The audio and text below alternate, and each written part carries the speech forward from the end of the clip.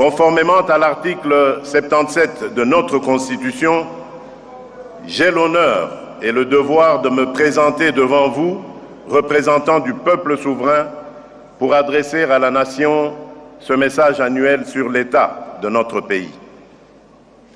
Le 20 janvier 2024, au moment où je renouvelais devant la nation le serment de servir la République démocratique du Congo pour un second mandat, j'ai soumis mon quinquennat au respect de 6 engagements fondamentaux devant notre peuple.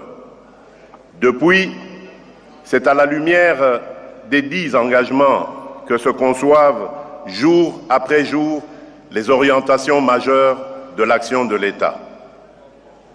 C'est donc en toute solennité et pleinement conscient de cette continuité que je m'adresse à vous aujourd'hui pour dresser le bilan de l'année 2025.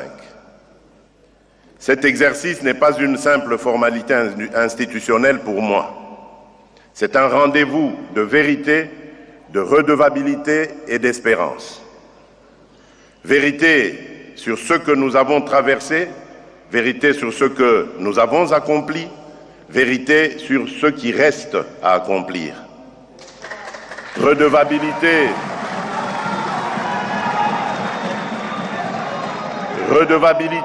envers notre peuple qui a le droit de savoir dans quelle direction va la République. Espérance enfin, parce que malgré les épreuves, nous demeurons debout, résolument tournés vers l'avenir.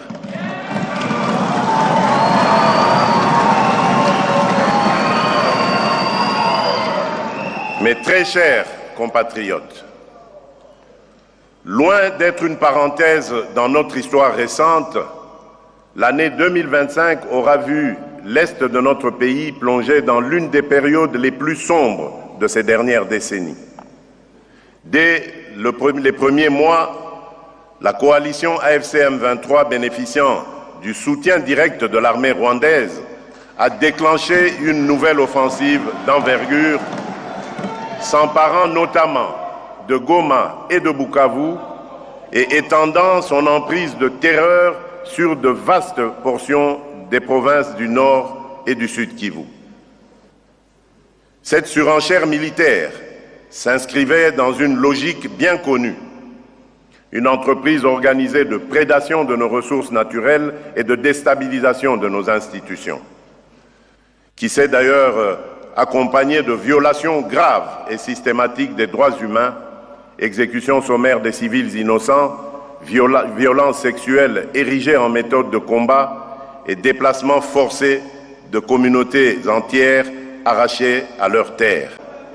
Notre légitime riposte a été à la fois militaire, institutionnelle et diplomatique. Sur le terrain, les forces armées de la République démocratique du Congo, appuyées par la police nationale, les services de sécurité ainsi que les patriotes Wazalendo, ont opposé une résistance farouche à l'agresseur ainsi qu'à ses supplétifs. Elles ont contenu plusieurs offensives majeures de l'ennemi, stabilisé des axes vitaux, sécurisé des agglomérations stratégiques et protégé des corridors humanitaires. Dans des conditions logistiques, opérationnelles et humaines souvent extrêmement difficiles, nos forces ont démontré un courage et un patriotisme qui forcent le respect et l'admiration. Permettez-moi, avant de poursuivre, de m'incliner avec vous devant la mémoire de toutes les victimes des conflits et des violences qui ont, encore cette année, endeuillé nos familles, particulièrement à l'Est de la République. À leurs proches, j'exprime, au nom de la nation tout entière, notre compassion la plus profonde. À celles et ceux qui portent encore les stigmates de ces drames, blessés, déplacés, populations contraintes à la peur et à l'errance, je veux dire, votre souffrance ne nous est ni étrangère ni indifférente. L'État est et restera à vos côtés.